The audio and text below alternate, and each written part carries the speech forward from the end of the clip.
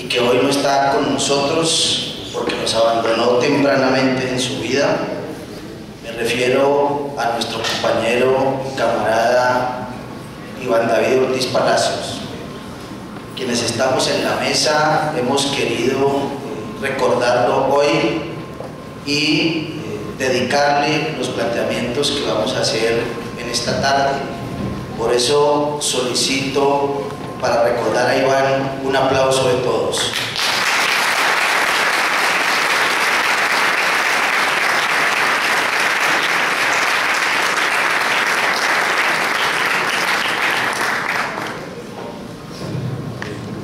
Bueno, de forma muy apropiada, la última sesión se enfoca mucho en alternativas socialistas, posibilidades de alternativas socialistas y estrategias de la izquierda. Tenemos 4 ponentes que van a hablar 20 minutos cada uno. Frank Molano, Jairo Estrada, Héctor León y Ricardo Sánchez. Quisiera aprovechar un momento para un agradecimiento a Jairo por la organización del seminario. Y empezamos con Molano.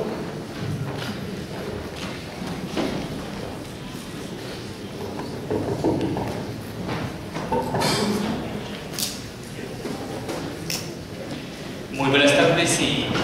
en primer lugar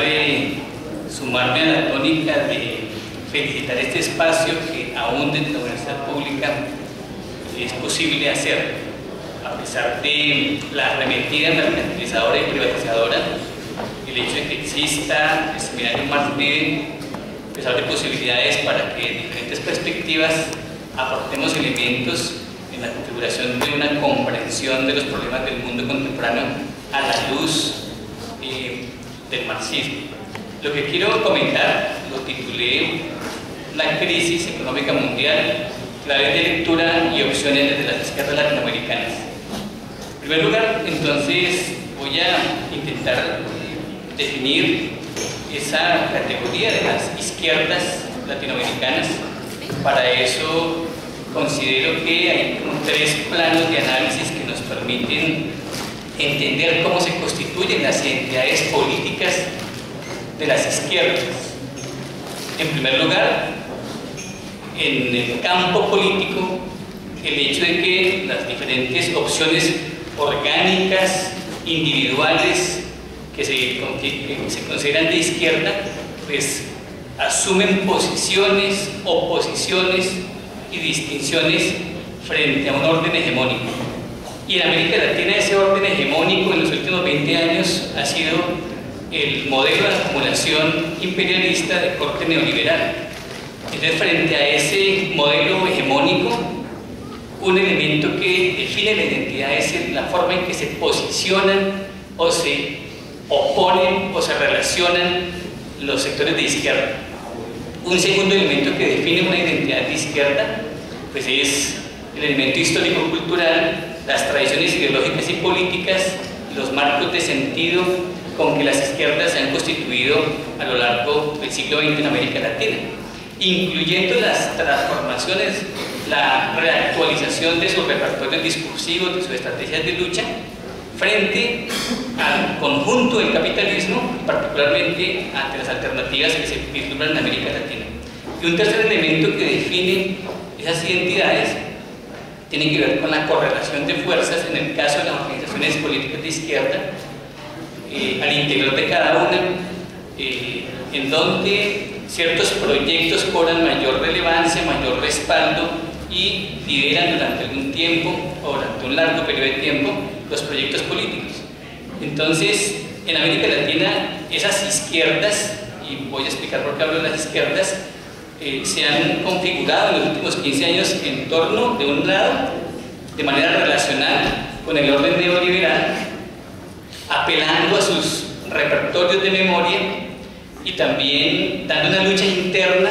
por mantener o reactualizar agendas programáticas de diferente orden.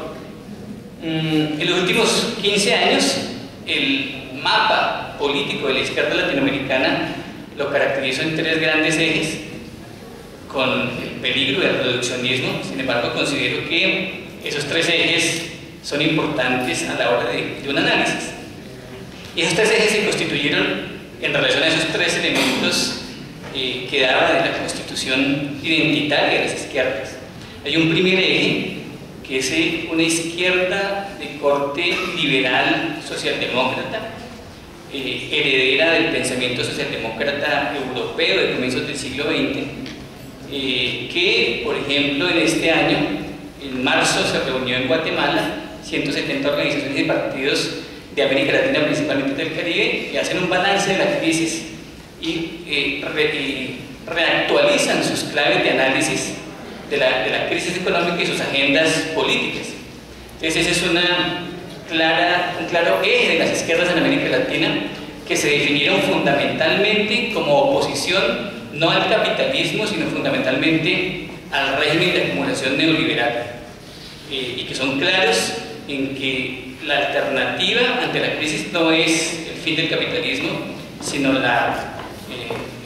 algo así como una apelación a un modelo de tipo neo-keynesiano que disminuye los efectos perversos del capital financiero y de la regulación estatal. Un segundo eje de las izquierdas en América Latina,